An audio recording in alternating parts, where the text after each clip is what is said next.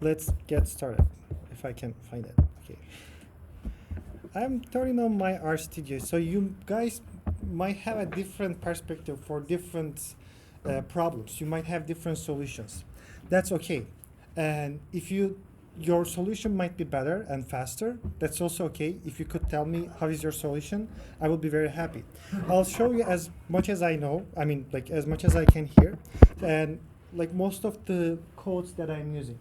I'll talk a little bit. So what I usually do is I usually start writing with I use just a regular R Studio and don't really have any theme. I'm not using any theme. I like plain vanilla yogurt, or not plain yogurt and vanilla ice cream. So I don't like this theme behind it. Okay. All right. Good. No.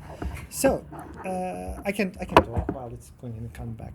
So I put first like who's writing this code, so I can reach that person if that's me, so I can try to find out what I was thinking at that time, and that's why I put date, and then I start with cleaning the environment. You may clean the environment by clicking this button. I usually don't. I don't like to click buttons. I usually click like command and enter. So and then say clean the environment. And I found a little trick that you also have this. So this part you see here is setting your directory wherever the script is. So you don't need to like type every time where is your script file. Like I set that, and let's look at where is my directory. So here's my directory. So I don't need to punch in. I find it very useful. You can use it if you want. So I will show you some problems that I'm facing with, and then like how I found solutions. So this is a piece of data that you can find this data in the file, and I have the file here. And let's look at the head. Some people like view function, or clicking here. It's also this view function. Some people like this. I don't like it, because every time you need to change your screen, I don't like to use my mouse. I like to use my keyboard, and that's why I say us.pizza 2015, and it gives me the first rows. As you see here, there's a little row X which I don't really need. Sometimes it comes here. So I used to have this X problem. I had this X problem for a long time, and my solution used to be just erase the column. But this is not the big solution. This is not the real solution. So what I started to do is, whenever I am saving this file, I add row names false. And if I say this, and now I am going back, oops, now I say a different name. So if I click on this and I change the name, so if I look at the head, now I don't have this X column. So this is the solution that I found. So what's the reason for that? Is it just that before it was indexing? So if I don't put this one, let me show you. Okay, I erase that part. If I just say write CSV, and if I again read the same file from the CSV, so once I say head, you see the X column here. And if so the X column is creating like a it automatically creates the X column. Okay. So if it's on the default, it gives the row names, and I don't like it.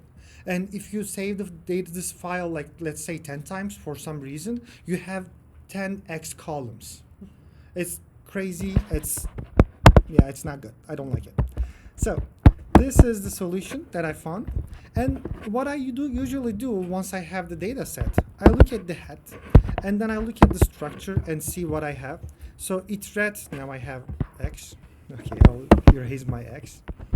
Now I have this structure. So all of them are numeric. Oh, this file looks really good actually. Look at this beautiful file. I have gender, which is integer.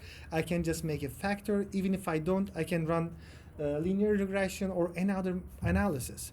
I have probably normal distribution. I have 5,700 people. Everything looks pretty awesome. But is it the real world? Usually not. Usually we don't have this amazing, awesome data set. We have usually like full of garbage data sets. And I will show you like what I do, what is my solution for data set. And I, sorry? What is dim? Dim, oh, thank you. So dim is gives the dimensions. So it tells me that I have 5,712 rows and 15 columns. So it's also very helpful that most of the time I use. So usually the data is not that good, so I also put there and put their notes. So what I am going to share with you today is the original pizza data file. However, this is not the original how it came from OECD. So I've changed a little bit of things because the original data file is on SPSS and it's like 1.5 gigabyte. So it takes time to read it. So instead of doing that, I turned this file into CSV file on SPSS and read it through with R. And then I only selected USA as a country. Now this is the USA data. And as you see, it also takes time, and you also have this data on the file. How many variables do I have? 921. A little bit too much, right? I don't want to have this data set in my environment. I can't really deal with this huge data. So what I do, I go to, so this information is coming from my pizza file, which is the code book. You can also find online, or if you need, I can send it to you too. It's not my file. This is like public information. It's easy to find on the internet. So now those are the variable names, and these are the like information, and I'm just going down 921. All of the variables are here. So this variable, for example, I get nervous when I don't know how to solve task. So if you want to use specific variable, just go here, find your variable, whatever you want, and then select your variable. And let's now select my variables that I picked for my analysis. So I want to select school ID. Why I do want to select school ID, I can do some nested structure or like hierarchical linear models, but I'm not going to do this today, but still I can have it. I pick student ID, and then gender is not gender. Look at this variable name. It's something else. So international language at home, this is another variable. It says if the student's language at home the same as the test or not. So it gives this information, and this is again different. Mother's education, this there's some category ISCAT that I don't really know yet, but I need to go on that. And cultural possession at home, home educational resources, home possessions, and plausible value of the first plausible value of the mathematics. So this is, I want to just stop here a little bit and give you a little bit information of the plausible values. So those plausible values have, I'm just going down, and they have bunch of plausible values here. So which one are you going to use? You can use any of them. Just don't take the average.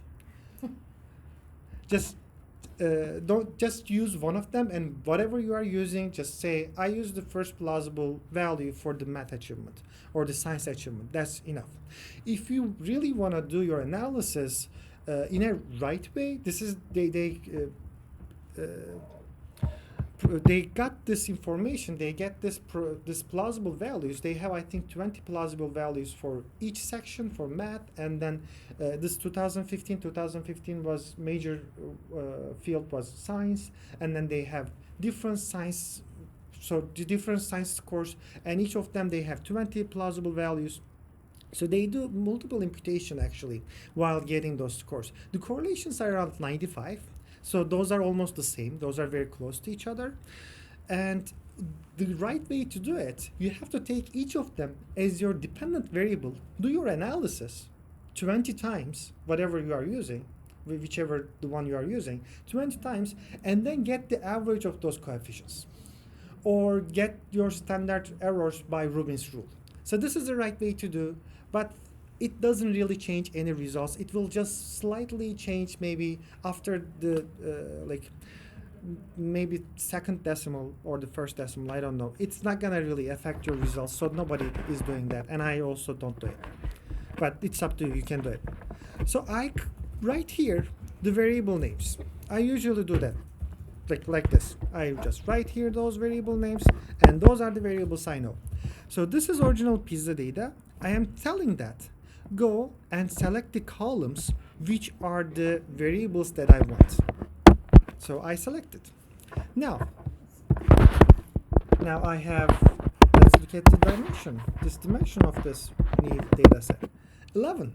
It's now a lot better. Now we can use it. You don't need to worry about it. And we can look at the head actually, because I don't want to look at the head of 921 variables. So I can look at the head of this one. I don't like this name. What is this? Gender? I don't like this name either. So what am I gonna do? So there's a function which called call names, column names, or you can also use names. It also gives you the same information. So those are my column names. So what am I going to do? I want to change my third column name into gender. So I want to do a little quick, I don't know what would you call to this, but not an assessment, just like maybe a little voting. The first one says this tree is within the function. The second one is tree is outside of the function. So do you have any idea which one would be true, which one would be correct? If I don't know the solution, I would just try.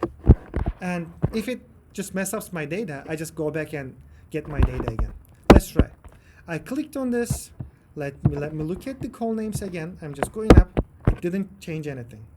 Then what I should do is, I made a mistake. And this is not what I'm trying to do. I don't want to change this whole column.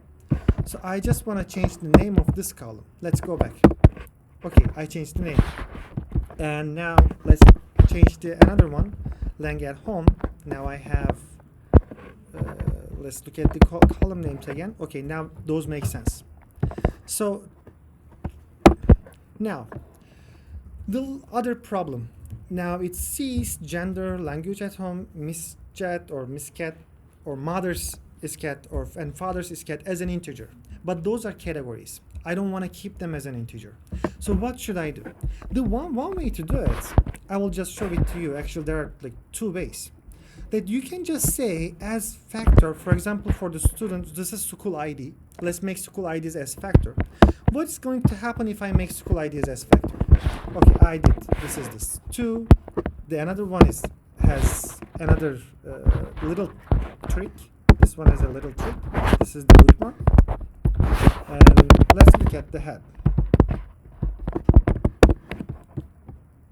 It doesn't show me any difference here. Also not here, but I don't know. Sometimes it shows the difference. That if you use with that one, it will not going to change each of the name of your school. It will just keep as it is. So this is the right way to do the first one. But the second one is also okay. Yeah. Real quick, what's a factor? Factor is a category in the data frame that you can make categories as factor, and it can have its own levels. So it's like a set? No. It's a variable, type of variable. Categorical variable. So you keep your categorical variable as factor. You want to keep them as factor. Because then once you run your analysis like linear regression, you will get coefficients for each of the category. It's a way to keep it as a category, historical variable. Yes. And use it in your models. Okay. It's gonna make it. It will make it easier, but it's up to you. I mean, you can keep it as integer. The results will not change. So But yeah, instead of good. treating 6 as a number line, it treats it as a category, right? Because you have Like a character, it keeps it as a character. And so what are the affordances of using a factor as opposed to just remapping the integers to characters? So this is actually very important. Thank you very much for the question. This is a very important question, and having proper data set is very important. Once you are going to get your data, let's say on a plot, and you need to use them, you need to show them the factors. It will take each category. If you don't show them as a factor, it will probably mess up. If you give them as factor, it will, you can group by those factors, or you can like plot by those factors. Everything will be much easier from that point. So it is the one way to keep the data the way it's supposed to be. So, and in the future, once you are running your analysis, you will not have much headache. Otherwise, I had so many like problems, especially when I'm turning my data set from one like place to another. If I'm like making my data set different, sometimes it saves as character, it goes to character, sometimes it saves as numeric. So it's the safe way to do it. Is it possible also to relabel numeric and categorical variables that you want to use as factors to strings that are much more interpretable? So using strings instead of No, just as a label, right? So if Yeah. I run a regression and I'm running and I've got an explanatory variable that's a categorical variable, Yes. right? And I don't want to see, for category when it's equal to 1, I want to see category where it's equal to Yeah. district. Thank right? you. Yeah, that's a very good way to do it. And you can also add your labels into factors. You Okay. cannot do this with integers. Yeah, that's the other way to do it. Thank you. So let's go a little bit down. If I want to select some of the schools from this data set, this is what I usually do. So let's say I'm going to pick this school and this school. And I need to put this equal signs. This little sign here means and. It just collapses. You don't need to write the same thing over and over again. And if I say this, it didn't work. Sorry. Or, right? That's an or, right? Ampersand. Is it or?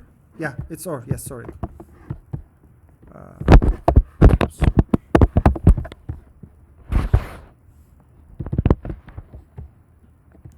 I don't know. It didn't work. You need a comma at the very end. Oh, okay. Thank you. Okay, yeah. Thank you very much. With the help, we solved the problem. Now we selected only the schools with this number. So if you want to select some part of the data set, this is the way that I usually do it. And then summary. What is this 99? I see language at home 99. Mother's isket 99. So if I see this type of values, what I do is I go here and look at the data set itself. So I look at the code book. So in the code book it says 99, 98, 97s are like no response, invalid, not applicable. So those are missing basically. So what I should do, I'm just going to turn everything into missing. Now those are missing. And look at the summary again. As you can see, nothing seems crazy, like other than this school ID and student ID. Gender looks fine, 1, 2. Language item 1, 2. Misjudge goes to 0, 6. And those are some sort of normal distribution, I guess. And I have my PV1 math here. So everything looks pretty straightforward.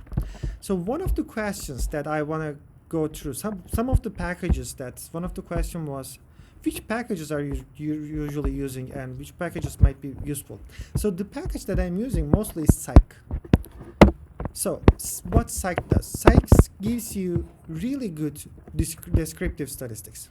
It gives you mean, standard deviation, and not only that, skewness and kurtosis. So you can look whether simply look like fastly whether your data is normally distributed or not. You can decide that. Usually people are saying it's good to have between -1 to +1, both these two values. But in the literature, some people are saying -2 +2 is okay. And if you have such a sample size like 5,000, -2, +2 is usually fine. You will be able to run your analysis. But before running any linear regression type of analysis, the another thing that we need to look at it is multicollinearity. This is important. And there's a package for that. There are like millions of packages that you can download. So what I do is I download this package, MC test, and then I select my X matrix. It's actually X's, so all of them are the independent variables. So my independent variables are here that I already wrote them. I already selected them. There is a two function, OMC diagnostics, IMC diagnostics. So this is overall multicollinearity diagnostics. And it says here, it gives you like bunch of diagnostics. If 1, it's collinearity. If it is 0, it's not collinearity. All of them are running different analysis. So for some of the analysis, there's a collinearity problem, and for some of the others, there's not. So look at this one. This will give us more information. This is the IMC diagnosis. This is the individual multicollinearity diagnostic results. So in here, we usually look at the VI fee. In the literature, they say it's supposed to be lower than 10. But don't really believe them. It shouldn't be over 2 and 3. If it is 2 and 3, it's kind of problematic. What they say is, if it is it's supposed to be lower than 10, and tolerance is supposed to be higher than 0.2.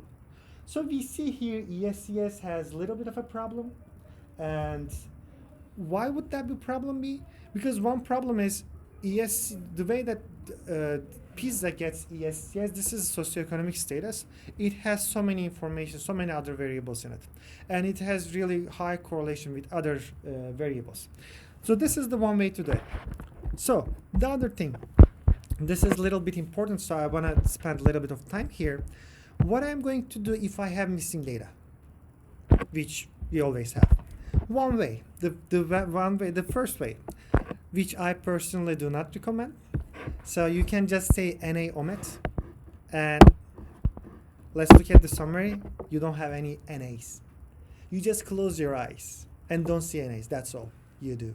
What happens? My data was 5,712, and now what I have is 5,326. What happened to 400 kids? It's just gone. I don't know. It's gone. So I just run very little simple linear regression here. So this is my dependent variable, plausible value math, and those are all of my variables, independent variables. So after I run this, I got my results. I'll just put them away for now, and I will show you the right way to do it. This is the correct way how it's supposed to be done. So there's a package called mice. It's very helpful. It is imputing data, multiple imputation. So yeah, I kind of feel weird talking about multiple imputation, but I will like it. So in this package, there's a function called MD pattern. It gives you missing patterns. So in here, you can see, like, it gives you little graph. Oh, you cannot really see that I'm here. Okay, it gives you little graph. And other than this graph, it also shows you 5,326 rows are perfect, no problem. 142 rows have 0 on this father scat, and let's go down. 45 of them is missing this variable, this variable, this variable, this variable, and it goes. So it gives you the idea how much missing do you have and where do you usually have missing. Like some people are missing too much, or there's some sort of block that all missing. So you can see that. So what I usually do is I usually just a little bit of trick. The function is called mice, but what I'm doing is I am doing maximum iteration as 0. So it doesn't really do any imputation yet. I'm not allowing it to do any imputation. What happened? It produced method. It produced predictor matrix. Let's look at the method first. There are a bunch of methods. If you look at the mice package, there are a bunch of methods that you can use. But if you ask me which one is the best, just use PMM. Don't worry about the rest. PMM is predictive mean matching, gives you great results, and it works both categorical data, nominal data, and continuous data. So it's fine. So I saved my predictor matrix. Why am I doing this? Because I don't want my computer to use some of the variables which are like school ID and student ID on the imputation, because it sees them as numbers and it's going to use them as value. So I don't want them to use it. I don't want them to be used. So what I do is I say this one and this one, make this two of the variables 0. Now I have my predictor matrix. I will say do 10 imputation. M is the number of imputation. Max iteration is the number of iteration in each individual imputation. So you can increase this number if you want. Once I say this and it starts, now it does the first iteration. Now it's third, fourth. As you see, it's pretty fast. Even though we have 5,700 kids, it's doing really good job. And that's all we need to do. We got it. It's done. Do you want to see my data set? Yeah. So the function is complete. I say complete and then imp. Which imputation would you like to see? Just This one? the 10th one. The 10th one. Okay. So I am saving as 10 imp 10th. Whatever. And look at this head. Imp 10. This is the head. Let's look at the summary. Oops. As you see, nothing seems wrong. Like there's no missing data. And let's look at the dimensions. 5,712. I still keep the old data set. And what else? Let's look at the MD pattern. What's gonna happen? I like this. That's why I'm showing. You see the little cat face? No need for mice. So this data is completely observed. So now we have imputed data set. But this is the 10th imputation. Which imputed data set I'm going to use? That's a little bit of a problem. If you are going to do some crazy analysis which are not like simple and you can find the functions, just do this. I mean, the way that I do it, I use 20 maximum iterations, 1 imputation, and then I take that one imputed data set. That's all what I do. Just 20 maximum iterations, 1 imputation, and get this imputed data set and just use that data set, that specific data set. But thankfully, this package also gives us the option of to be able to use this really nice function with width function, and we can use LM, which is the linear regression, multiple linear regression, and it does multiple linear regression in each imputed data sets. So it's kind of fun. If you have 20 imputed data set, it gets results for 20 times. But what am I going to do this? Let's say in our case, I have 10 imputed data sets, and if I run analysis, if I just run just like multiple linear regression, as I'm going to run now, I will have 10 multiple linear regression results. What am I going to do with those results? So the way to do it is actually you need to get the average of the coefficients. But the standard error estimations are getting a little bit tricky. However, there's a function for that, which is pool. So you don't really need to worry about that too. And just say pool, and you got your results. So that averages your coefficients for you? Yes, that averages all of the coefficients, and it calculates all of the standard errors based on the Rubin's rule. So this is the function that you can use, and this is actually the correct way to do it if you have missing data, and if this missing is missing at random, which I am not really discussing that. If you have time, maybe I can talk a little bit about more. So this is what I usually do. The other problem that I saw, like a couple of my friends were having, you might not have those problems. I mean, that might be totally like simple and you already know everything. That's fine. And you might also know this one too. But I just want to mention that what I do, like okay, I get these results, but for an assignment or for some report, I need to put these results into a nice APA table. It's kind of tricky part. It's the part that I used to not like. I used to hate that part. Lots of clicking involved. Sorry? You have to click a lot of things, right? Yeah, I have to click so many things. Like, just keep clicking, and I don't like it. I want to use my keyboard, and there's a way to do it. So, there's a little package, Xtable, which I find it very useful. I love this package. It doesn't have everything. It doesn't. I didn't do the package, by the way. I'm not getting anything from them. And this package is really helpful. It doesn't have everything. Just let you know. So you can't get everything into Xtable. It uses some of the famous functions like lm. So one of the function is est1. Let's say that I want to take this est1 results into a nice APA table. What I'm going to do. Or the another result is this listwise deleted data set that we do multiple linear regression results. And what I want to do is maybe just listwise deletion, then do the multiple linear regression, and then get my pretty results into APA table. Let's look at this. When I say X table and summary, it gives me something like, doesn't make any sense, right? Just like bunch of like hashtags, H-line. What is that? You like it?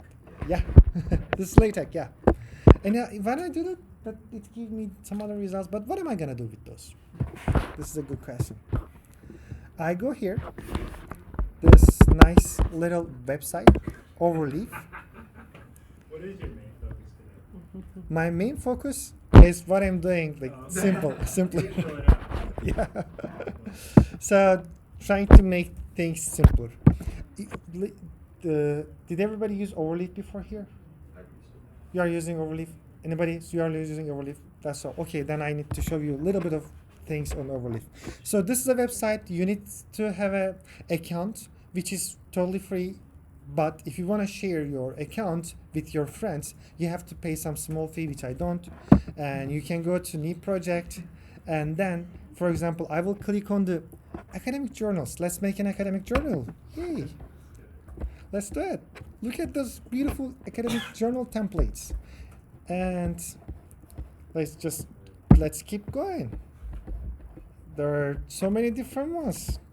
And there's the one, sample APA paper that you need to, this is the manuscript that you need to submit to a paper.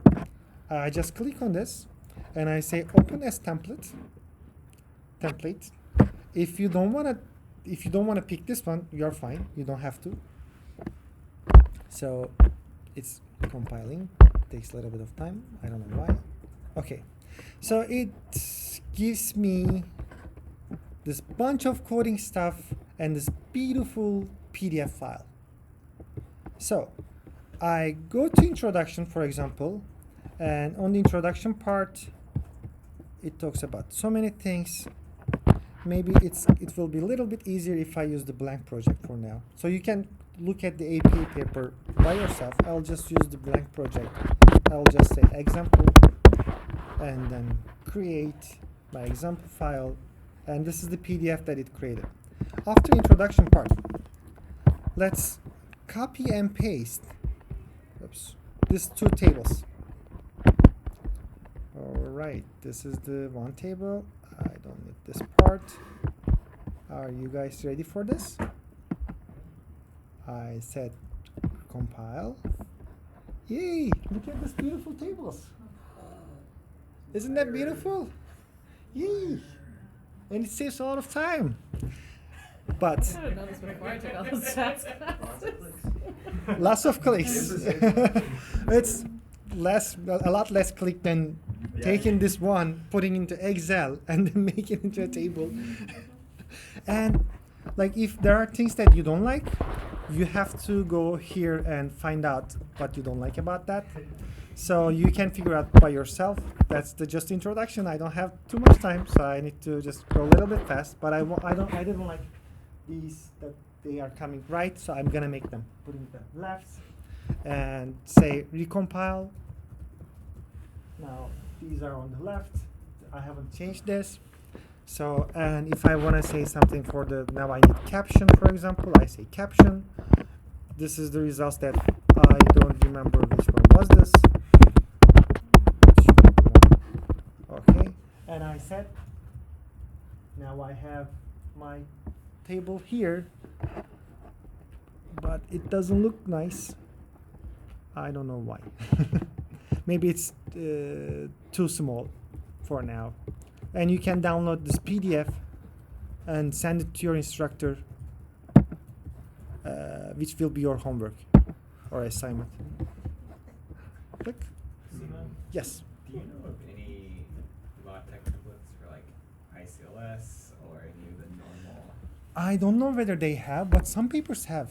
I haven't Latex. found one for ICLS never has LinkedIn. Like LACT and UW Madison has LaTeX for dissertation.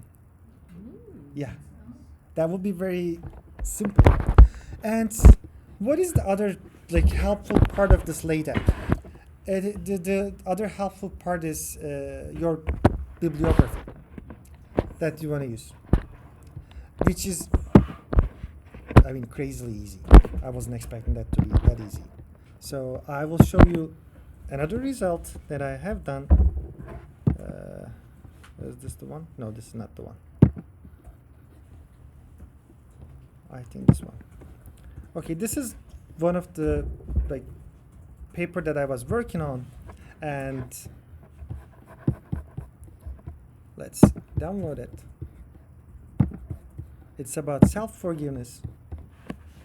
That you may think who I'm working with. So this is, let's say that abstract will be here, and you see that I have this Friedman chunk. Let's see what it says in the real document. I'm going here, introduction. It says cite and T and this. So I found this, blah, blah, whatever it says. This is my bibliography. Let's find this person, Friedman. Friedman, 2012, 2010. Okay. This is the name it takes. So how do I produce this? Do you think that I would be not lazy enough to just sit down and write all of those stuff? I'm too lazy, seriously. So what I do is I just go to Google Scholar. Yeah, just download it. I'll just say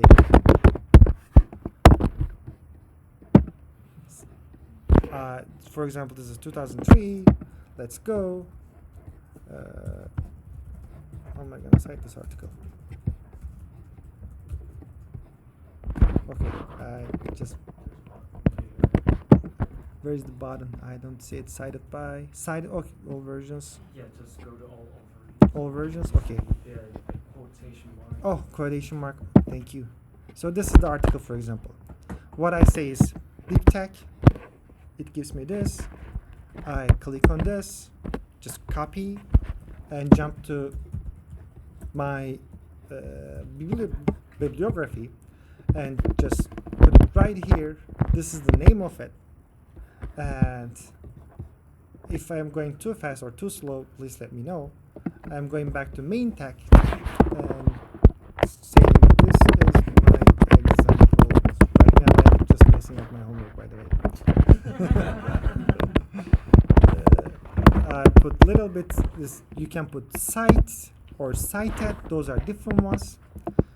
Let's see what cite does. So this is my cited puts into the sentence. If this is going to be outside of the sentence,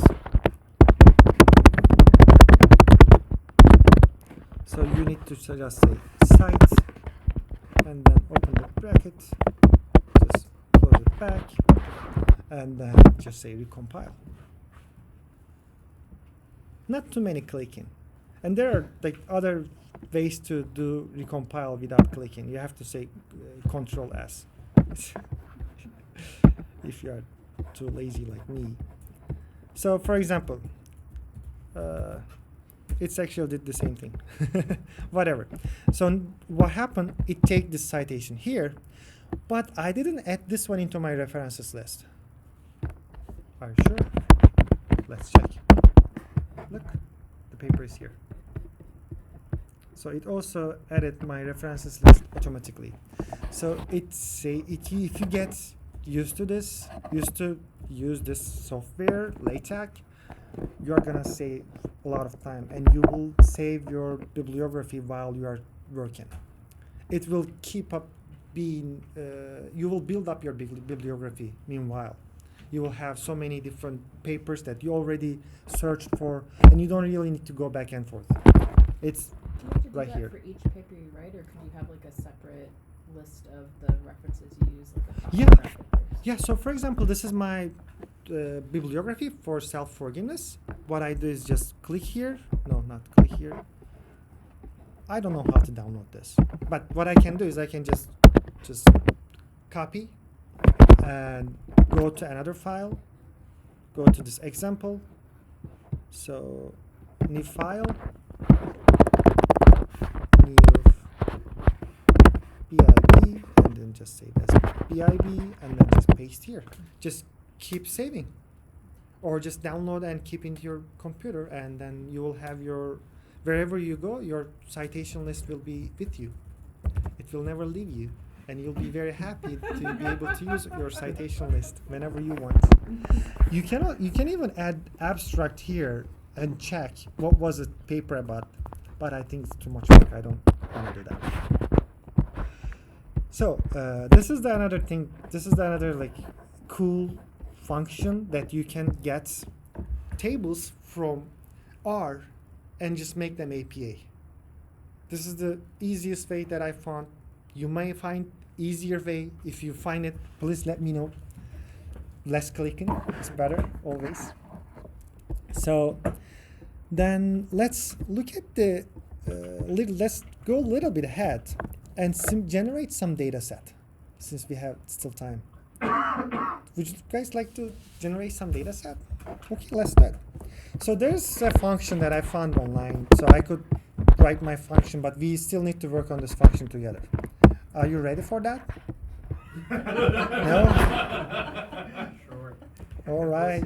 Seems like we're moving a little fast. Absolutely. Great. You look like you're going to go to sleep soon. No. Am I too boring? No. Thank you. Thank you. So, or maybe I'm going too fast because I wasn't planning to like go all of the way down, but just I think we are going very good. Okay, yeah, I think we are going pretty good. And I don't really know your like background on R, so I just go from one place to another and just try to give you like share with you as many useful information as possible with you. I hope you find it useful. So this is just a simple function. We will work on the function. So this is the simulate regression. I found it online. You can change it, which we'll do. Oops, not this. Okay. Hold on. Yeah. Do people feel comfortable with like making their own functions in this room? Because Okay. That's probably a question worth asking. Thank you. Okay, let's do a small function, maybe a loop. Like who Yeah. knows to do a loop? Okay, let's do a loop. Okay, let's start with a loop. Thank you. Yeah. Told not to use loops. Who told you not to use loops? Since when and for what?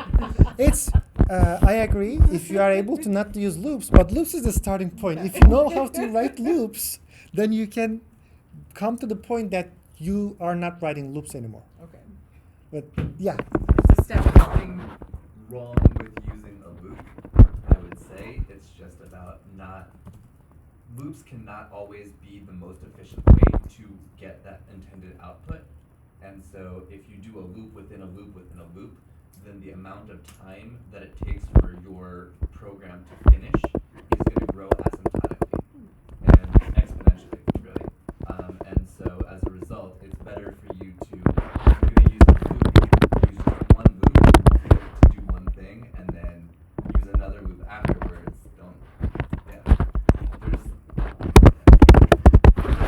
I was gonna say, we should probably define what a loop is for Let's Start. this loop is loop actually. It's a loop. But Yeah, I'll show it to you now. Let's just generate some data. R norm. It's R norm. So what is R norm? You may ask. So I put a question mark. If I don't know, this is the normal distribution. It will just generate some normal distributed data set for me. Sounds good. But maybe. Okay, let's. Or there's another distribution, R unit, that we can do. Whatever. Let's use R norm. Let's make our life easier. It says n, so what does n means? Number of observation. How many we want? I'll say 10. Let's make it simple. And mean, okay, 0. Standard deviation 1. If I even don't put those, they won't be here. So I have now 10 variables. So I am going to say this A. So, and this will be my, or V1, let's make it V1. This is my first column. Okay? Now, I can do this, like put V2, R norm here, and then make for the second variable, yes? Question, what does this mean? So it's like equal sign. It's an equal sign. Yeah. Oh, yeah, it's equal sign, yes. Yeah. Thank you. Thank you. Thank you for asking. I just go like crazy. I can see the time from here, so yeah, I kind of lose my mind. Oh my God, I got to talk. Yeah, okay, thank you. So on the second one, I want my standard deviation 2, and let's keep going. Are you fine with that? Like, let's make it. By the way, let me show you some other trick. So. My fingers, Shift, Option. This is for Mac. For Windows, it's Shift and Alt, ALT. It's here. I'm clicking here. Yay! Yay! You see? I can be multifunctional. Shift, Option, and like once you click here, and then like now the my arrow is there, so I go Shift, Option, now click here, now I select all of them. Woohoo! Like you can write anything you want. It makes your life so easy, so simple. Yeah. Knowing how did you figure out the shortcut, like whenever you have. My friend told me. Hey, could you try something for me? Yeah, go ahead. Can you highlight V A just with a single cursor? Yes. And then do Command D. No. Okay, never mind. It's erase the Command D, deletes Yeah. the. So Is it different in your laptop? I have different key bindings that allow me to select the next instance. You see how it right underneath at 173, Wow. it highlights 173 and then 174 and then 175, and so it can edit that with each Command D that I press. But I would have to figure out the correct key bindings, and I can send that That out would be later. very But helpful, that's yeah. really helpful if you want to edit the same variable name throughout the entire file. And so it I'm gives just you clicking multiple everything. cursors, just like Sinan just showed. But it allows you to also have a little bit more control to just do it selectively as opposed to doing a find all and then a replace all. If you could send it to all of us, that would be great. Or Yeah. you can also put on the Google Docs. Yeah. That would be very helpful.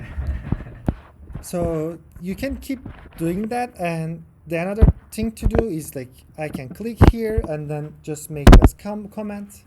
I usually do this, but my friend showed me. She's here, Merve. You might know it. So it's like there's no one way to do things. Like there's no one right and righteous thing to do. There are so many things to do. Like there are so many ways to do it. So Shift Command C, it makes it itself. My friend showed me a couple days ago. I find it cool. I wasn't using it before. It's cool. You can use it. Another one is you can do as I did, Shift option and then put a little bit of comment mark here. You can do this way too. It's up to you. Yes, let's make an example. Oops. Jump. Okay. Let's see. 3, 4, 5, 6, 8. For just fun, 3, 4, 5, 6. Oh, 7. This is supposed to be 7. So this is my V1, V2, V3, V4, V5, V6, V7. Okay. I'm doing the like hard way now, but we'll make it a lot simpler. Just watch me. V1, V2. I'm too lazy. Just gonna click this.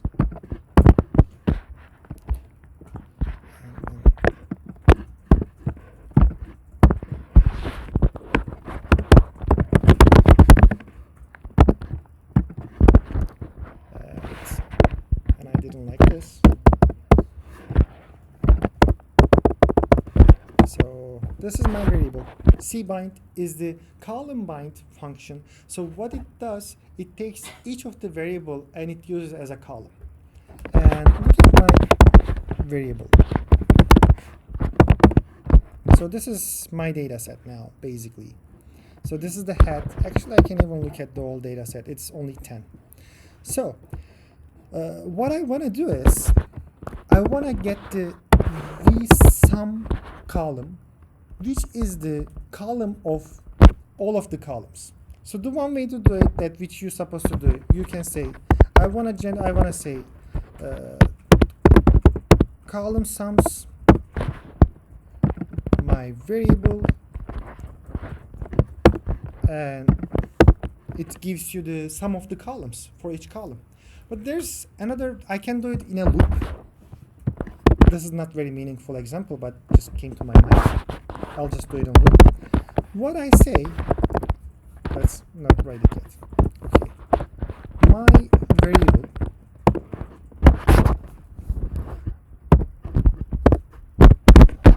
so this is my column one, this is my row one.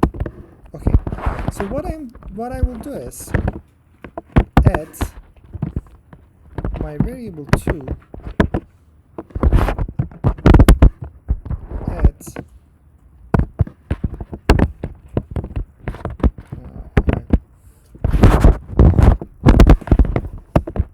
okay, it's gonna take some time. So what I say is e in 1, 2. Sorry guys, I didn't really prepare for this, so I will be just going a little bit fast.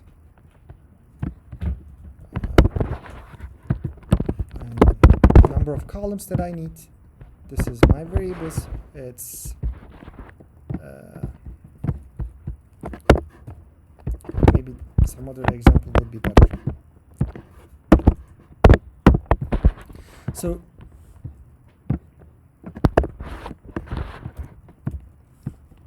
So this is the one way to do it.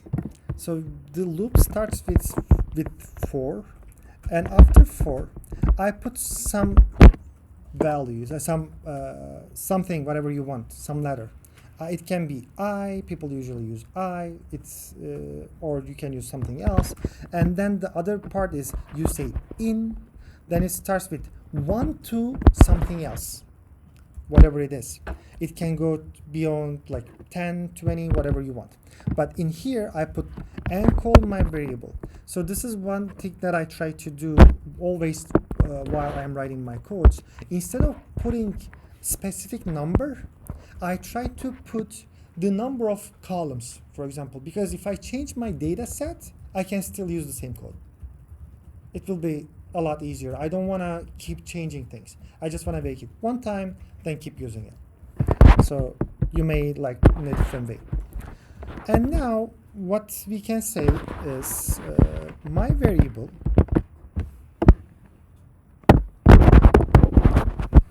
the first, what is this one? Oops. I couldn't find it. So my variable, I'm just gonna make it simple. Okay, print I. If I do this, as you see, it prints each of the row separately. Or I can do another one. I can put the comma here, and now, oops, okay. Now, what it does is it prints each of the columns separately. So the basic idea is, instead of writing print my variable 1, 2, 3, 4, I can do this.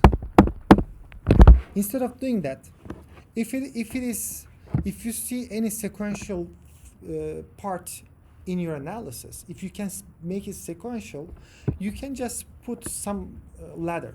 So you can just say I want to do it I, and from like 1 to number of columns, give me the results. Just print me the whatever the value I want. And you can turn this into a function. Let's do it. So yeah, I see it's already 3:30, but writing function, it's very simple. So I wanna do it. So print me.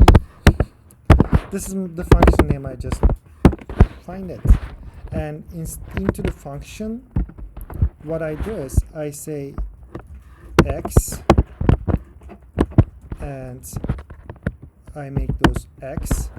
What is x? Whatever you give it. This is x. So, and this is my